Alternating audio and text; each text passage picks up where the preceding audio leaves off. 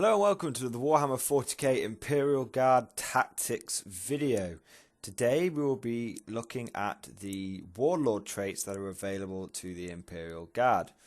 Now, obviously we have the Warlord traits that are available to us in our Codex, but we also have access to the Warlord traits in the Mont'ka supplement. We also obviously have access to all the Warlord traits in the big rulebook, but I'm just going to cover guard specific ones here. So what I'm going to do is I'm going to go through each Warlord trait for the guard codex, and then go through each Warlord trait from the Cadian Mont'ka Warlord trait set, and then I'm going to obviously discuss which one I think is better, which Warlord trait table is better. But also, an important thing is which Warlord traits suit which character. Okay, now that'll be what I mean there. That'll become clearer later on. But let's just dive straight into it. So, very quickly, Warlord traits. If you play 40k, you should know what a Warlord trait is. But very quickly, a Warlord trait is essentially a random attribute that your leader, your general of your army is. And you roll one dice, and the number that appears on the dice is the random trait that he has. Some people don't like it because it's randomized. Whereas, if you have, why would your general change Warlord trait? He's been your, that's his trait. That's his personality, characteristic. I think it makes sense where people say that some should be better than others and they should all be points costed. I think that's a great idea.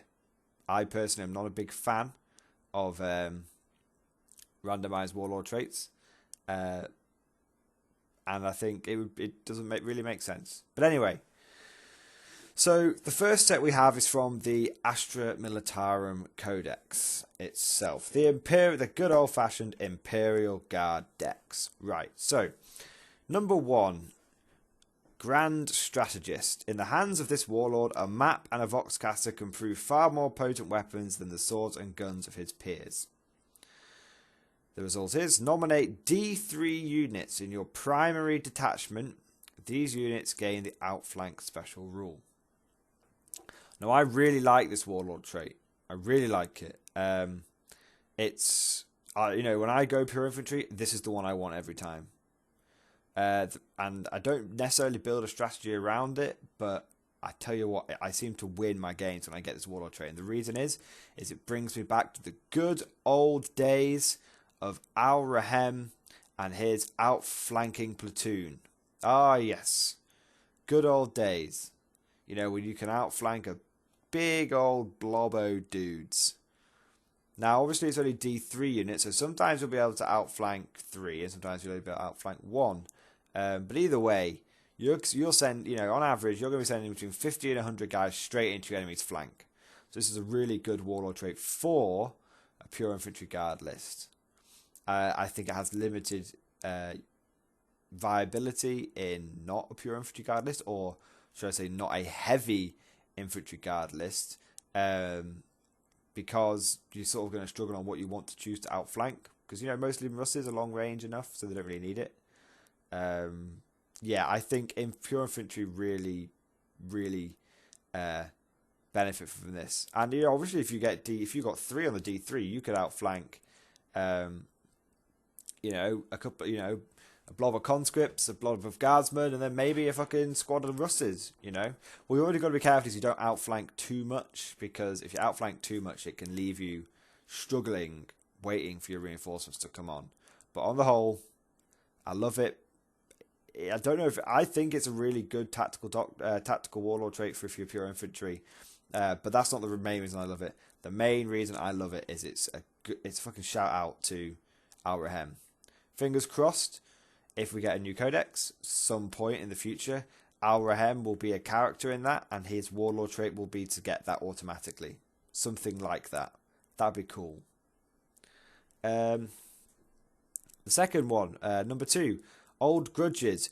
This Warlord considers one particular foe his nemesis, and has learned their weaknesses through decades of unremitting battle. During deployment, before deploying infiltrators and before scouts redeploy, choose one Warhammer 40,000 Codex. The Warlord and his unit have preferred enemy special rule against all enemy units chosen from that Codex. This is really good, but only on specific units.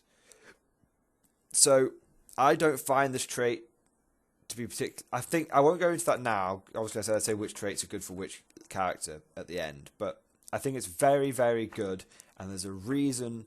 This trait makes Pask good, basically, put it that way. Without this trait, Pask wouldn't be very good. But there are obviously other characters which you could roll and get this, and depending on your army composition, I think this can either be very good or kind of shit. Right. Number 3, Draconian Discipline.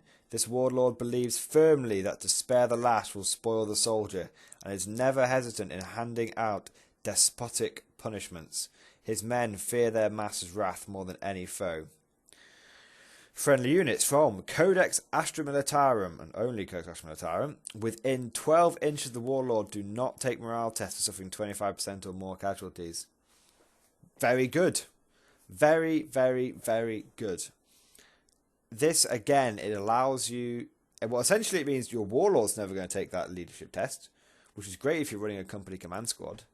And it just means if you're on a lower points game, maybe you haven't been able to afford commissars or priests for all your infantry, maybe you've got your conscripts blobbed up, but your regular infantry squad's not blobbed up, this warlord trait is good. This warlord trait has saved my ass. It's not amazing, but it has saved my ass on numerous occasions.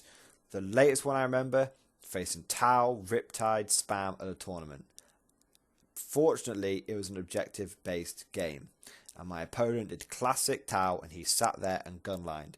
I sent forward my 251 guards, I think it was. I just kept pushing for the objectives because we'd placed them all across the middle. He had one in his base, one in my base, well, side of the table half, and the rest were essentially, the other 3 were strung out across the middle. Or the 4, sorry. And I just went for it, and I had my warlord just like in there, and I had him surrounded by guardsmen, and he was just going around every turn, and like he was really, it was good. It had platoons of guardsmen conga lining backwards to him as well.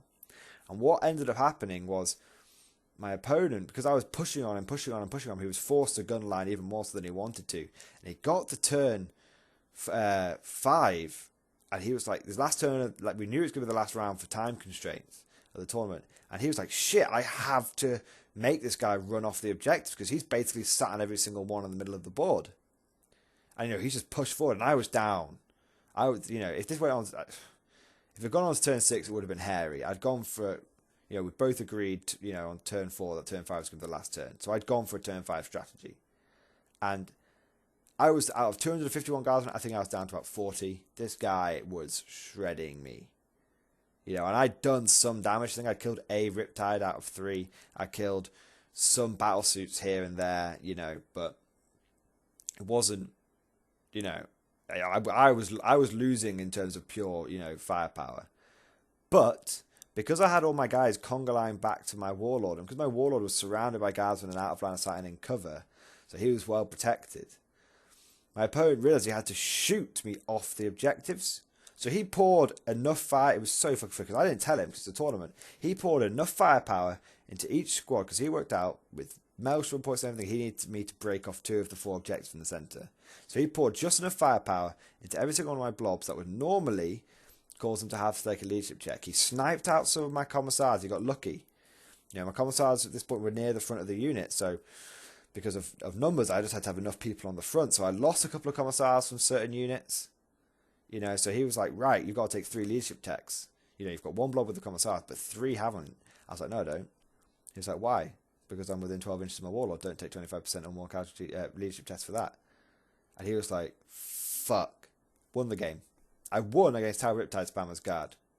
So, nice little story, but the point of it is, Draconian Discipline, it's not balls out amazing, but what do I always tell you? You gotta have a little bit of redundancy, a little bit of redundancy when it comes to leadership checks. You can't 100% rely on that one character in your blob, be it commissar, priest, or whatever. You can't 100% rely on it. So having something that's a backup, that's why I always recommend regimental standards, but they're pretty easy to snipe out. There's only 5 man in the squad with the regimental standard. You know, it only takes 2 or 3 kills to get that regimental standard. You lose your backup. So that Draconian Discipline, it's not going to do you great every game, but it'll probably do something every tournament, for example. 4, Implacable Determination. This warlord is known for leading grinding, inexorable advances in the face of even the strongest opposition. Few impediments can check the momentum of his army's unstoppable offensive. The warlord and his unit have the Relentless special rule. Now, Colonel Strachan comes with this for free, and I think it is wasted on a company command squad.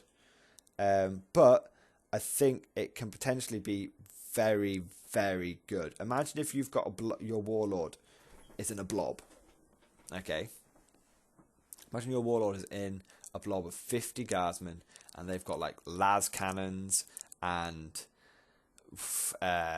plasma guns. You know, maybe you've just gone fucking all out. Now that that squad's got Relentless, you can run forward, shooting your las cannons, shooting your plasma guns, not worrying about losing, ballistic skill because you're fucking Relentless. And then when you get close to the enemy, you can give them a fucking volley and charge in. That's what Relentless allows you to do. It's really, really good. So I think on a company command squad, it's a bad one. Because most time you're not going to really move your company command squad. You're going to sit back, issuing orders, firing off las cannon rounds, sniper rounds, issuing orders, all that kind of stuff. So, yeah, it's not good on a company command squad, but it's good on other warlords. Number 5, Bellowing Voice. Every order given by this warlord is transmitted to his men with perfect clarity, ensuring those under his command know his will and act on it with deadly efficiency. Or efficacy, I should say. Your warlord has the Voice of Command special rule. If your warlord already has the Voice of Command special rule, he can issue orders to friendly units from Codex Ashton Militarum that are within 18 inches of him. Fucking great. No complaints about that. Either he gets to issue orders, which is good for a Lord Commissar, or he gets to issue them from further away, 18 inches. Nothing. That's a standard good. That's good all round. Number 6, Master of Command. This warlord commands his forces with a masterful knowledge of their abilities, ensuring he gets the best from the men around him. Your warlord has the Voice of Command special rule again. If your warlord already has the Voice of Command special rule, he can issue one additional order each turn. Again, a solid one. A solid one, because either way you're getting an extra order, either on a guy that normally couldn't issue orders, or on a guy that normally could, and he gets +1. No complaints about that. So let's move on to the Cadian ones now. Cadian ones are pretty different to the standard ones, okay? So, number 1, Master Orator. Your warlord has a way with words honed by many years of giving rousing battlefield speeches, and his men would gladly follow him to the gates of hell itself. Your warlord has the Zealot special rule. That's okay.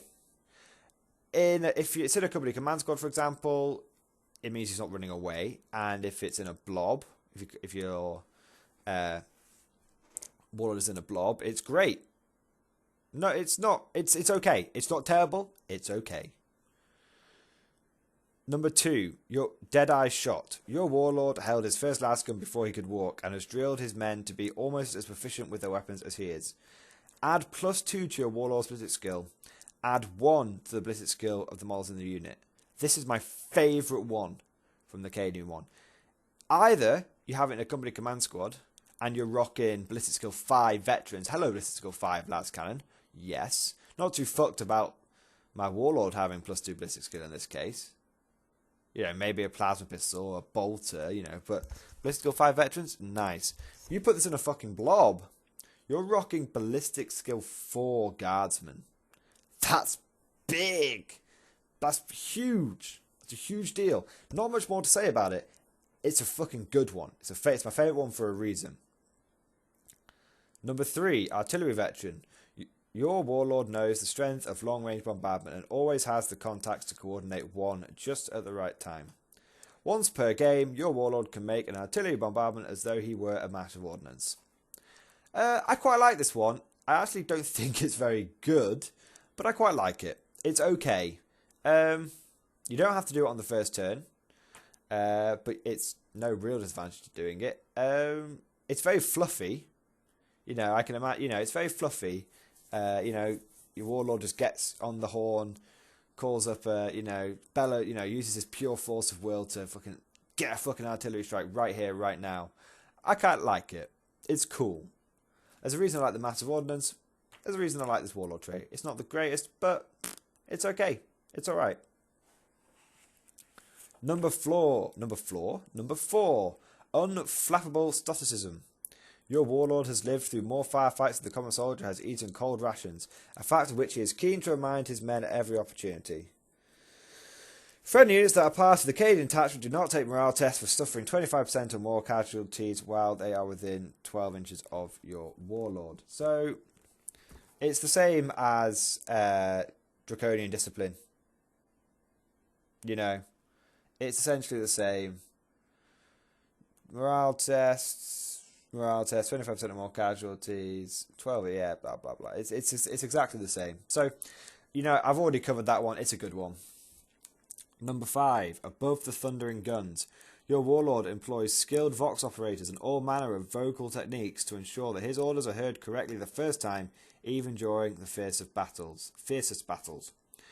Your warlord has the voice of command special rule. If your warlord already has the voice of command special rule, he can issue one additional order per turn. It's identical to Master of Command, and therefore it's just as good. This will find a home on any character in the Imperial Guard.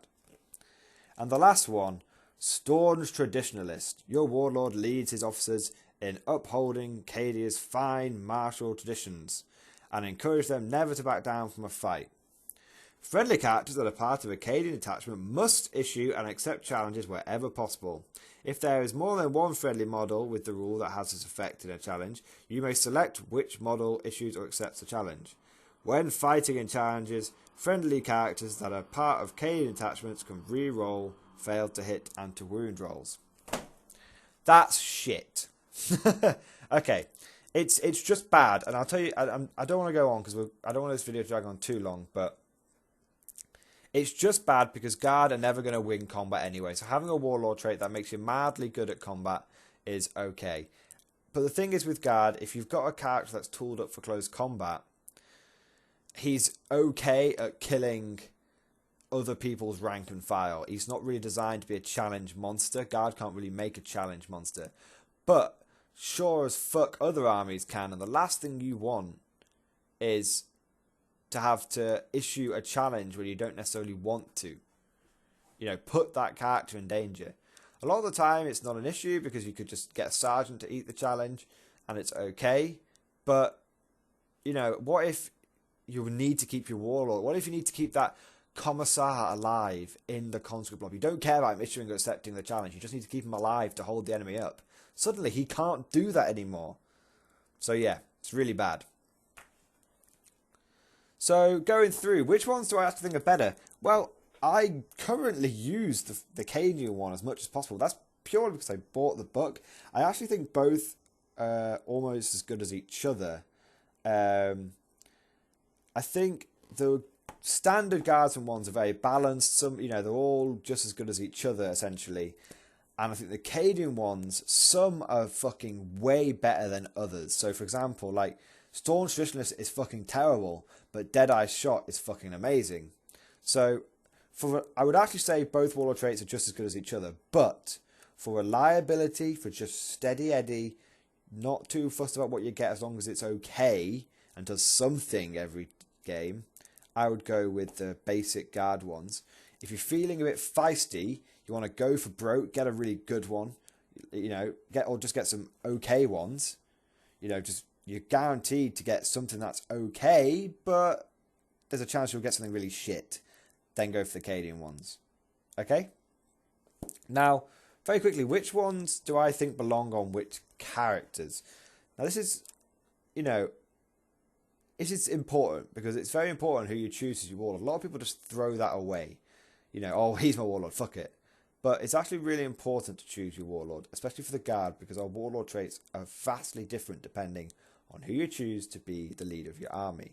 So we'll start with the normal guard ones first. So warlord trait, grand strategist. This can be put on either, because the two kinds of warlords you're going to normally have is either a company command squad or a Lord Commissar. They're the two that you can't have your Lord Commissar as a warlord if you have a company command squad, but some people just take the Lord Commissar and don't take the company command squad. That's fine if that's not bad, especially at low points level games where I think the Lord Commissar really shines in 1,000 points and below. But anyway, so that's the thing. You're either going to have a company command squad and your company commander is going to be a warlord, or you're going to have a Lord Commissar. So when I say which one's good for which character, that's what I mean. One of those two. I know you can put it on a random sergeant or a random commissar or a random priest, blah, blah, blah. You can do that. But, most of the time you're going to want to put it on your company commander or your Lord Commissar. So, Grand Strategist. That's good on either. That literally doesn't make a difference. It's just nominate D3 units. Okay? Old Grudges. I think this one is much better on a Lord Commissar than it is on a company commander. It's alright for a company commander and his unit to have preferred enemy. A single preferred enemy las cannon is pretty good. But if you have a Lord Commissar with this, and you put him in a blob of infantry with 5 las cannons, 5 plasma guns, or any kind of heavy weapon, special weapons, giving the whole blob, all the las guns as well, giving the whole blob that preferred enemy, that's much better. Draconian Discipline. I think this is okay on either. Okay, because either you can conga line back to your Lord Commissar, to your company command squad, or your Lord Commissar is going to be kind of on the front line leading anyway, so people will be able to stay near him. You'll have to conga line backwards and still be able to take ground while still taking advantage of your Warlord trait. I think it's slightly less useful on the Lord Commissar simply because he already has the Aura of Discipline special rule, and he already buffs the leadership of his own unit. So I think this one is slightly edged out by the company command squad. Implacable Determination. Hands down, flat out, Lord Commissar. Put that on Lord. I've already covered this. If you put that on Lord Commissar, you have a relentless blob of las cannons, plasma guns. Boom, awesome. You can run up. You can go to the enemy, firing away, keep mobile, keep pouring on the firepower. Then you get close to them, finish them off with a good bayonet charge. Love it. On a company command squad, you got 5 dudes. You got a single relentless las cannon. Not as good. Bellowing Voice. I think this is perfectly good on either a Lord Commissar or a company command squad. Having a Lord Commissar have the ability to issue an order is good. Maybe it's a low points game. You haven't taken a company commander, and instead you've gone for the Lord Commissar. Suddenly, it's like you took a company commander as well. It's a nice bonus, and obviously it's great to be able to issue orders at a longer distance with the 18-inch range on that one. Master of Command, same situation. You're getting a free order either way. It doesn't matter if it's on a company commander or Lord Commissar. I kind of like these on Lord Commissars because then it means you have a source of orders which is protected by something other than essentially 4 guardsmen. Because obviously you have a Lord Commissar on a block with 50 guardsmen, that order's never really going to go away. On to the Cadian ones. Master Orator. This is obviously, like the Relentless Special Rule, this is much better on a Lord Commissar. The fact that he can give his whole blob zealot, it's good. Now you may be thinking, well, they're already essentially fearless thanks to summary execution. This is true, but don't forget, zealot lets you re-roll to hit rolls in the first round of combat. Every first round of combat. So that's useful. Free re-rolls, you can't complain. It's okay on a company commander because it guarantees your company commander's not going to run away. But it can mean you can't go to ground. And sometimes you need your company commander to go to ground in order to survive. So, I think this one is definitely better on the Lord Commissar. Deadeye Shot. Gowan fucking Teed, Lord Commissar. I've already covered this one. Blizzard skill, 4 las cannon blob, so good. It's decent on a company command squad. Ballistic skill 5 veterans are good, but I'd rather have 5 ballistic skill 4 las cannons than 1 ballistic skill 5 las cannon. Right. Artillery veteran, doesn't matter.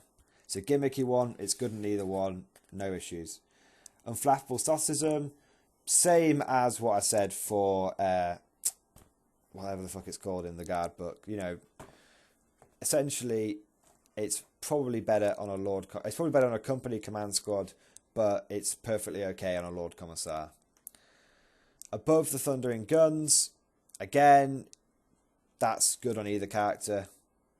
You know, that's good on either character. Either you get your Lord Commissar to issue a Warlord, to issue an order, or you get an extra order. Can't complain. Staunch Traditionalist, it's a shit Warlord trait. It's fucking terrible. But if you're gonna have it on anyone, it doesn't really matter. Because obviously it's all characters in the detachment.